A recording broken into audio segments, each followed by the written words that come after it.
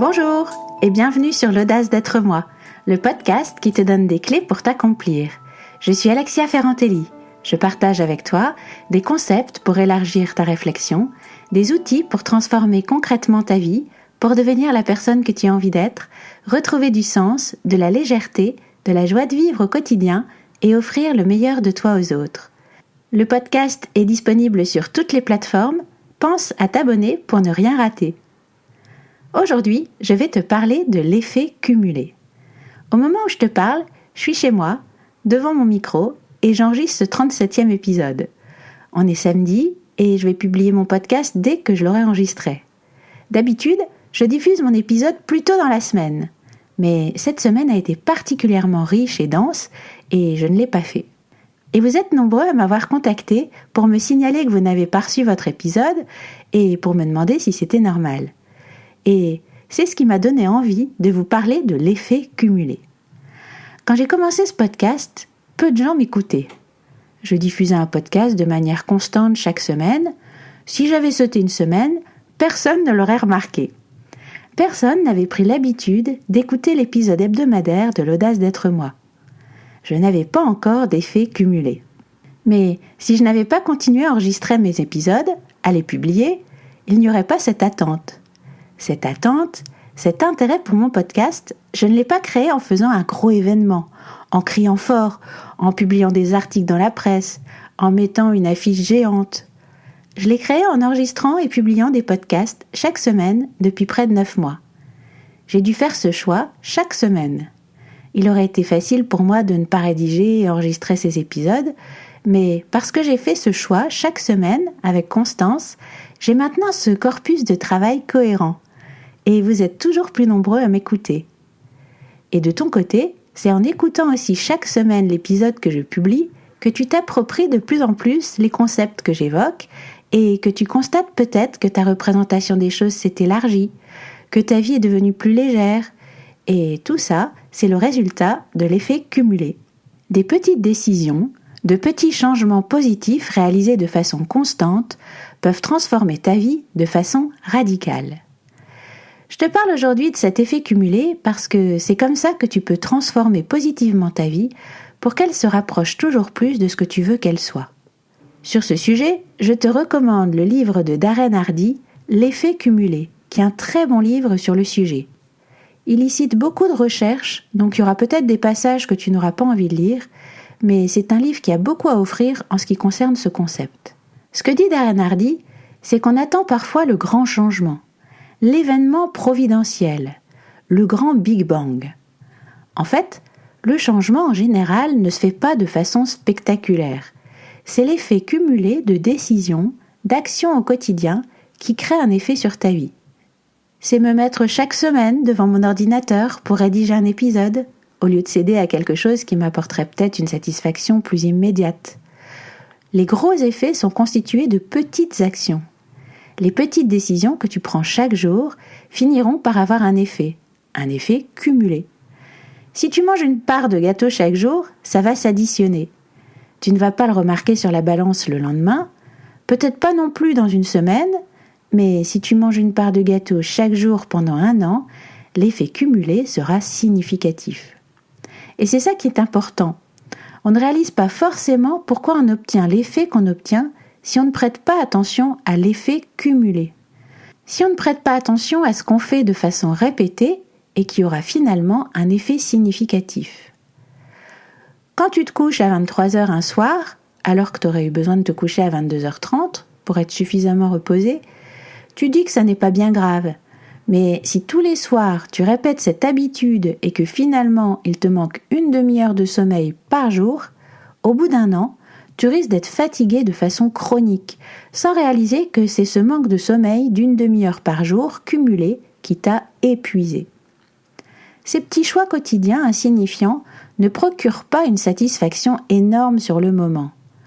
Je ne ressentirai pas une profonde satisfaction après avoir enregistré cet épisode. J'aurai une petite satisfaction. Mais quelqu'un va peut-être laisser un message, comme la semaine dernière, cette auditrice qui a déposé un avis sur Apple Podcast.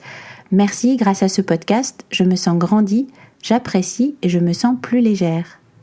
Cette personne ne m'a pas laissé ce message parce que j'ai fait un épisode, mais elle l'a écrit parce que j'enregistrais tous ces épisodes. J'ai pris la décision et je l'ai fait.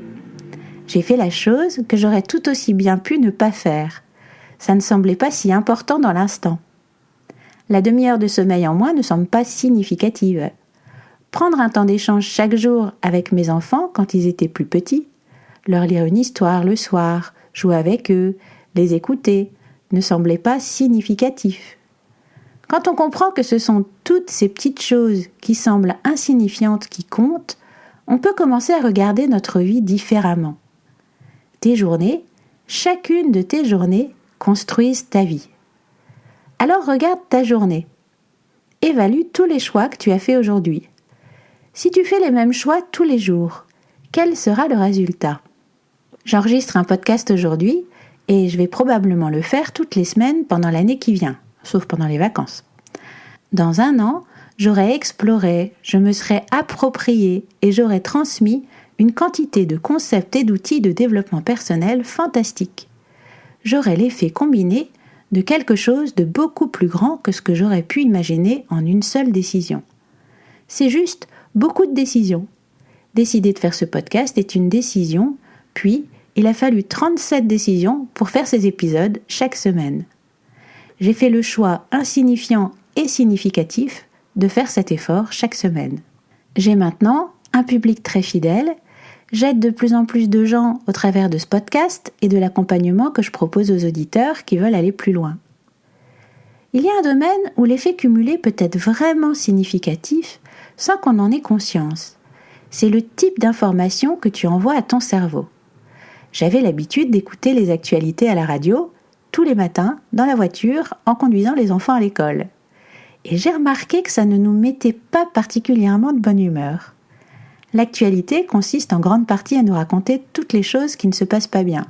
Parce que les médias savent que ce qui retient facilement l'attention de notre cerveau, ce sont les catastrophes, les problèmes.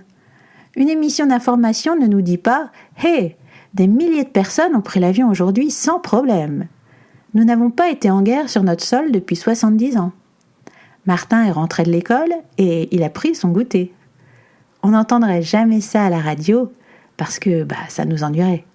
On est informé quand un avion s'écrase et quand des enfants se font kidnapper. Toutes ces choses qui sont assez effrayantes dans la vie et qui finalement ne sont pas si communes. Et ça nous remplit le cerveau de toutes ces choses négatives. Toutes ces petites gouttes s'additionnent et ça a un effet cumulatif. Ça a un effet sur notre représentation du monde, sur notre humeur. Comme ces applications qui sont fournies avec la plupart des téléphones portables qui envoient des notifications 3 fois par jour pour informer des principales actualités. Le temps qu'il te faut pour les lire, les traiter et ensuite y penser peut paraître très insignifiant. Mais en fait, ton cerveau passe beaucoup de temps à réfléchir à ces informations. J'ai arrêté il y a pas mal d'années maintenant d'écouter la radio dans ma voiture le matin. À la place, quand je conduis mes enfants à l'école, on écoute de la musique, on se parle, on rigole. Et une fois que je les ai déposés, je mets en route un podcast et je nourris mon cerveau de choses constructives, d'idées, de réflexions sur des sujets qui m'intéressent et qui peuvent m'être utiles dans ma vie. L'effet cumulé de l'avoir fait chaque jour de ma vie depuis plusieurs années est profond. Je nourris mon cerveau d'un contenu intéressant et je réfléchis à ce contenu. C'est ce que j'ai entraîné mon cerveau à faire. Tout ce que tu fais chaque jour est important. L'effet cumulé de te brosser les dents tous les jours, l'effet cumulé de manger des aliments sains, l'effet cumulé d'aller travailler à vélo. Quand tu regardes ta journée et comment tu passes ta journée, et ce que tu mets dans ton esprit, ce à quoi tu penses et les choix que tu fais peuvent sembler insignifiants. Observe ta journée d'aujourd'hui et regarde tout ce que tu as fait et multiplie-le par 365, si c'est quelque chose que tu fais tous les jours. Ok, je viens de regarder Facebook pendant 15 minutes. J'ai regardé 2 épisodes sur Netflix. Multiplié par 365, ça fait combien de temps ? Combien d'énergie de ton cerveau cela a-t-il mobilisé ? Et remarque simplement l'effet cumulé sur celui-ci. Et si tu prenais un quart d'heure par jour pour faire le point sur toi-même ? Si tu écrivais les pensées qui te traversent pour en prendre conscience, pour t'en détacher, si tu utilisais chaque jour le modèle de Brooke Castillo dont je t'ai parlé dans les épisodes 7 et 8, pour comprendre pourquoi tu vis mal certaines situations et pour agir au quotidien sur ce qui dépend de toi. Ta vie changerait forcément de façon très significative. C'est la même chose pour le sport. Ce qui permet de progresser dans un sport et d'avoir un corps tonique, ça n'est pas de faire 2 week-ends de sport intensif dans l'année, c'est de pratiquer le sport chaque semaine avec constance. Pour un manager, c'est pareil. Son management sera bien plus efficace s'il fait des 1 à 1 d'une demi-heure chaque semaine qui lui permettent de construire une relation authentique avec son collaborateur que s'il le reçoit 3 heures toutes les 6 semaines. Il permettra bien plus à son collaborateur de s'améliorer s'il lui fait au quotidien des feedbacks pour lui indiquer en quoi ce qu'il fait va dans le bon sens ou pas, que s'il lui balance tout d'un seul coup à la fin de l'année. C'est vrai aussi pour la relation de couple. Déjeuner à 2 une fois par semaine, se rendre disponible pour échanger vraiment chaque soir. Ça a l'air de tout petit rien, mais ce sont ces tout petits moments cumulés qui nourrissent la relation. Et c'est vrai avec mon poids, c'est vrai avec ma santé, c'est vrai avec mes relations. Je pense que c'est un des secrets du succès. Quand tu prends une petite décision et que tu la respectes par la suite, tu crées ce que tu veux créer dans ta vie. Ce que tu fais régulièrement a des effets positifs et négatifs dans ta vie.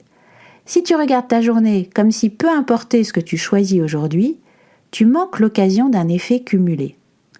Après un certain temps, il se produit un tournant. Il y a un moment où tous les effets sont si intensément cumulés que le résultat est bien au-delà de l'effet de chaque jour. Alors, quand tu regardes ta journée, réfléchis à ce que tu crées avec toutes ces petites décisions. Quel est l'effet cumulé pour toi ? À quoi ressemble une journée normale pour toi ? Quel est l'effet cumulé de ces actions ? Constater comment les choses se passent pour toi actuellement est la première étape. Les petites choses composent les grandes choses. L'ascension d'une montagne se fait en faisant un pas après l'autre. La partie la plus difficile est d'avoir de la patience sur le long terme. Et selon moi, la seule façon d'avoir de la patience pour le long terme est d'aimer le processus. Je ne peux pas soutenir ma volonté uniquement par le résultat final. Je dois apprendre à aimer le chemin. Si je n'apprécie que le moment où j'atteins le sommet de la montagne, je risque fort de renoncer avant la fin. Par contre, si j'apprécie chaque palier, les paysages que je traverse au cours de cette ascension, si je savoure et salue mes efforts chaque fin de journée, j'ai beaucoup plus de chances d'arriver au sommet. La recherche du plaisir immédiat peut nous voler nos rêves. On donne parfois plus de notre vie au plaisir immédiat qu'à toute autre chose. Le problème, c'est que nos cerveaux primitifs sont conçus pour ça, pour ce système de récompense. Ils le recherchent constamment. Mais quand on peut retarder notre plaisir, on bénéficie de l'effet cumulé qui fonctionne toujours. Ça va finalement créer une nouvelle habitude dans notre vie, une routine, une discipline. Si tu veux devenir plus, si tu veux créer un résultat différent, tu dois répéter encore et encore les petites décisions pour récolter les grands résultats. Je me souviens qu'autrefois, je pensais que les routines étaient vraiment désagréables. Je pouvais tout simplement pas imaginer avoir à faire la même chose tous les jours. Ça paraissait vraiment ennuyeux. Mais en réalité, la motivation te fait débuter, mais c'est l'habitude qui te fait continuer. J'ai recommencé à courir le dimanche depuis quelques semaines. C'est difficile et je me fatigue vite. Je dois faire un gros effort pour décider d'aller courir. C'est parce que je suis motivée que j'y vais quand même. Parce que je sais que plus je persévérerai, moins ce sera difficile. Je vais progresser, je le ferai avec de plus en plus de facilité. Si je m'y tiens constamment, ça sera devenu une habitude. La façon dont on change notre vie, c'est en changeant nos journées, en changeant chaque choix que nous faisons. Chaque jour, je décide de manger sainement, je décide de dormir suffisamment, je décide de passer du temps avec ma famille, je décide de consacrer du temps à devenir une meilleure coach. Une fois l'élan pris, et quand je maintiens mon effort étape après étape, tout à coup, les résultats commencent à décoller. L'élan augmente. Mais il faut tellement de temps pour arriver au sommet de la montagne qu'on a l'impression que ça ne se produira jamais. Et alors c'est si facile d'abandonner. Ce qui est magique, c'est qu'une fois que tu as suffisamment maintenu ton effort pour obtenir des résultats, tu as des résultats en produisant de moins en moins d'efforts. Chaque résultat multiplie les effets de tes efforts. Tout ce dont tu as besoin, c'est de temps. Fais-le encore et encore et encore, et alors tu obtiendras l'effet cumulé. Il n'y a pas de succès instantané. Quand tu regardes des personnes qui ont connu le succès ou qui ont une vie épanouie, ils ont construit sur un tas de choix quotidiens. Si tu essaies de mettre en place quelque chose de nouveau dans ta vie et que tu as l'impression de ne pas progresser, ne te soucie pas pour le moment du résultat. Applique-toi simplement à le faire tous les jours. Il y a un proverbe africain que j'aime beaucoup. N'aie pas le souci des moissons, mais des semailles bien faites. Félicite-toi chaque jour de faire ce que tu as décidé de faire. N'attends pas qu'un résultat concret se fasse sentir pour te satisfaire. Satisfais-toi du simple fait de l'avoir fait, d'avoir honoré ton engagement. Trouve une forme de plaisir là-dedans. Le résultat arrivera ensuite, comme la cerise sur le gâteau. Engage-toi 365 jours à le faire et remarque l'effet que tu peux créer dans ta vie. Le succès se construit chaque jour dans les petits choix insignifiants que tu fais. C'est ce qui crée l'effet cumulé.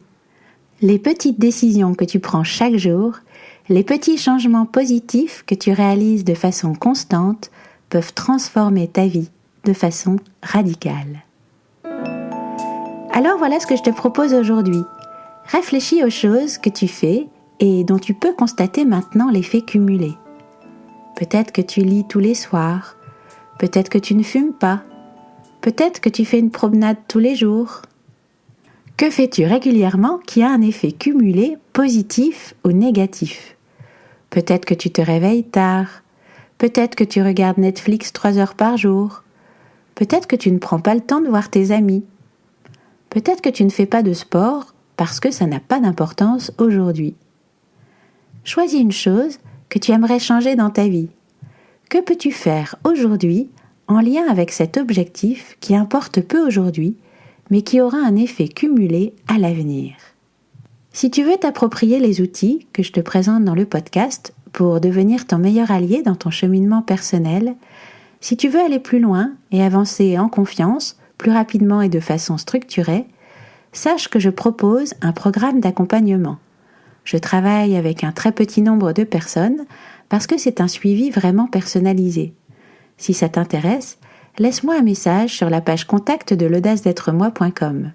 Je me ferai un plaisir de t'en dire plus et d'avoir un premier échange avec toi. Je te laisse sur la morale qui conclut la fable de La Fontaine, le lion et le rat.